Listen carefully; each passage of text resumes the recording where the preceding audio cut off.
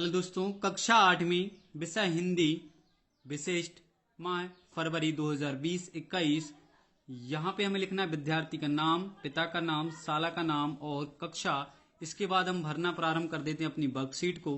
तो सबसे पहले नंबर पे क्वेश्चन है कुंडलियां छंद की विशेषता बताइए और गिरधर की कुंडलियां पाठ से एक पद हमें लिखना है। तो पहले हम विशेषता देख लेते हैं। कुंडलीय छंद दोहा और रोला के संयोग से बना छंद है। इसके पहले दो चरण दोहा और शेष दो चरण रोला होते हैं। नेक्स्ट हम देख लेते हैं कि तीन सखान की क्या कक्षा, जिनसो नाही कुछ काम, जिनसो नहीं कुछ काम करे जो उनकी चर्चा। ठीक है, ये कक्षा नहीं कथा लिखा है मेरे दोस्त, का था में आके मतलब था कथा। ठीक है, नेक्स्ट क्वेश्चन में हमें इन पंक्तियों को पढ़ना है और फिर इसका हमें जवाब देना है। उसी के बाद की कुछ पंक्तियां ये रही। पहला क्वेश्चन है, यह पंक्ति भाषा भारती कक्षा 8वीं के किस पाठ से ली गई है? तो ये आंसर लिखेंगे, ना यह समझो कि हिंदुस्तान की तलवार सोई है। चैप्टर का नाम हो जाएगा। नेक्स्ट है पुरुषत्व, नारीत्व। इनमें जो त्वा प्रत्यय यूज किया गया, इनसे रिलेटेड कुछ शब्द बनाइए और उनका वाक्य में प्रयोग कीजिए। तो हमें त्वा लगा के एक शब्द बना दिया है, गुरुत्व। गुरुत्व एक आकर्षण बल है। ठीक है,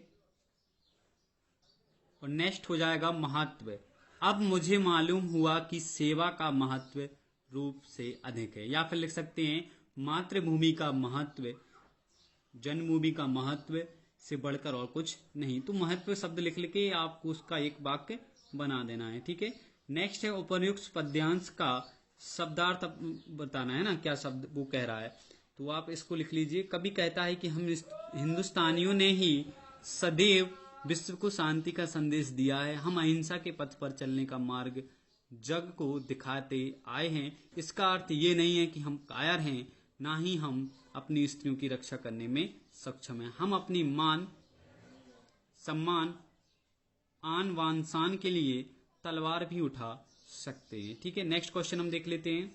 हमारे देश में प्रचलित विभिन्न जो संवत होते हैं उनके नाम लिखने हैं। तो ये नाम लिख लिए हमने, संवतों के नाम लिखने हैं और फिर विक्रम संवत को अनुसार महीनों के नाम भी लिखने हैं। तो पहले हम क्वेश्चन जो आधा क्वेश्चन है उसका हल देख लेते हैं। ये लीजिए, भारत में अनेक संवत प्रचलित हैं, जैसे विक्रम संवत, शक संवत, लोधी संवत, हिंदू संवत या पंचांग, सप्तत्सर, वर्ष, प्रतिपदा आदि।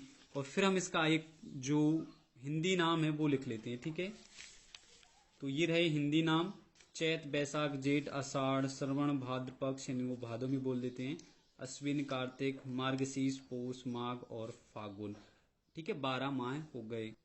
नेक्स्ट क्वेश्चन है मेरे दोस्त, आपको यहाँ महेश्वर पाठ के आधार पर इनके बारे में बताना है। तो पुरातत्व के बारे में लाइन लिख देते हैं।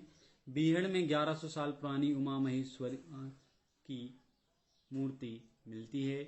पौराणिक में भी आप लिख सकते हैं इस तरह से, स्क्रीनशॉट ले लीजिएगा, यहां मैं ज्यादा टाइम नहीं लूंगा। ठीक है, ये हो गया। नेक्स्ट क्वेश्चन है, निम्नलिखित वाक्यों के लिए एक शब्द लिखिए। ठीक है, इसको देख लेते हैं हम। तो यहाँ पे हमें कुछ शब्द दिए हैं, प्राचीन काल से संबंधित, धर्म से संबंधित, संस्कृति से संबंधित, इतिहास से संबंधित, पुराणों से संबंधित। तो इसके आंसर हमने लिखे हैं प्राचीनतम, धार्मिक, सांस्कृतिक, ऐतिहासिक और पौराणिक। ठीक है, नेक्स्ट क्वेश्चन है, पथ भूल न जाना पथिक, कहीं पथ में कांटे तो होंगे ही, है ना। इसका जो हमें सारांश है वो लिखना है। तो हम लिख लेते हैं, कभी कहता है कि अपने लक्ष्य को प्राप्त करने के लिए अनेक बाधाएं आती हैं, परंतु उस मार्ग में बहुत से सुहाने दृश्य भी आते हैं जो हमें अपनी ओर आकर्षित करते हैं। लेकिन हमें उन सौंदर्य के भुलावे में नहीं आना है, हमें केवल अपने कर्तव्य पथ पर ही आगे बढ़ना है। ठीक है, अभी एक साथ में देख जाएगा। नेक्स्ट जो है वो हमसे कहा गया है दोस्त, 10 प्रमुख आसनों की हमें सूची बनानी है। तो हम क्या करते हैं, 10 प्रमुख आसन हम लिख लेते हैं। ठीक है, ये रहे 10 प्रमुख आसन, ये रहे 10 प्रमुख आसन। और फिर हमें इनका वर्णन भी करना है। तो आप 10 नाम अच्छे से लिख लीजिए, स्पेलिंग का ध्यान रखना। और फिर वर्णन में किसी एक का करना था तो मैं ये लिख रहा हूँ। अभी क्वालिटी सही नहीं आ रही होगी दोस्तों, तो अब मैंने थोड़ा साफ कर लिया कैमरे को, तो मैंने गोरक्षासन को समझाया है। ठीक है, आप अपने हिसाब से लिख लीजिएगा। नेक्स्ट क्वेश्चन है, हमारी जो हिंदी वर्णमाला हमने पढ़ी है उसमें ऐसे वर्णों का यूज करना है जो मूर्धा के आधार पर बोले जाते हैं। तो ये भैया ऋषि का और टावर्ण है पूरे और सासठ गुण का, ऐसे वर्ण हैं जो मूर्धा से बोले जाते हैं। नेक्स्ट क्वेश्चन देख लेते हैं हम। अब ऐसे वर्ण हमें लेने हैं जो होंठों से बोले जाते हैं, तो उनमें वर्णों के नाम आपको दिख रहे होंगे।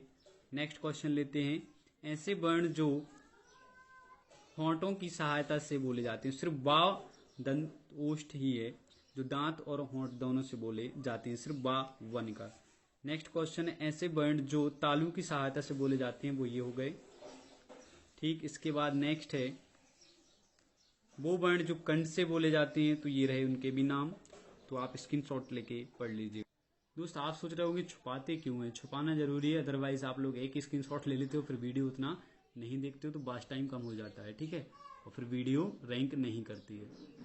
नेक्स्ट क्वेश्चन हो गया, उसके बाद अगला क्वेश्चन, फिर उसके बाद एक और क्वेश्चन। यहाँ वीडियो ज़्यादा बड़ा नहीं बना रहा हूँ, एक और क्वेश्चन। ठीक है, स्क्रीनशॉट लेके आप इनको कर लीजिएगा। सभी प्रश्नों के जवाब मन से भी दे सकते हैं। ठीक है, तो अपने हिसाब से लिख लीजिएगा। और जो नेक्स्ट क्वेश्चन है वो हम देख लेते हैं, इसके बाद दूसरे टॉपिक पे वीडियो बनाएंगे। फिलहाल ये देखिए, है ना, इस तरह से ये, तो इनको क्या है पहले तो आप समझ लीजिए। मेरे पास जो है ये मैंने बनाई है, इसमें दो में मुझे गलती समझ में आ रही है। ठीक है, मैं भी क्लियर कर देता हूं। ये पहले आप ले लीजिए स्क्रीनशॉट इन सब का, या फिर ये तो आपके पास होगा ही। अब देखिए ये पूरा ठीक, लेकिन इसमें ये भिक्षक, ये ऐसे में एक गलती और एक ये, और ये मुझे तीन डिस्टर्ब लग रही है, बाकी ऐसे में सब सही है और कहीं कोई दिक्कत नहीं है। तो आप स्क्रीनशॉट लेके अच्छे से कर लीजिए। ये लिखा है मकान, मनका। ठीक, 13 नंबर पे जो है वो था माला का दाना मनका कहलाता है। ये नीम लिखा है, ये नव, ये वन, ये नमक, ये रक्त, ये तलवार, और इसका आंसर हमें नहीं मिला 10वें नंबर का, बहुत मेहनत लगी फिर भी नहीं। ये बीता, ये सरगम। सरगम का अर्थ है कि संगीत के 7 स्वरों को हम क्या कहते हैं, 7 जो स्वर होते हैं उनको सरगम कहते हैं। ठीक है, ओके।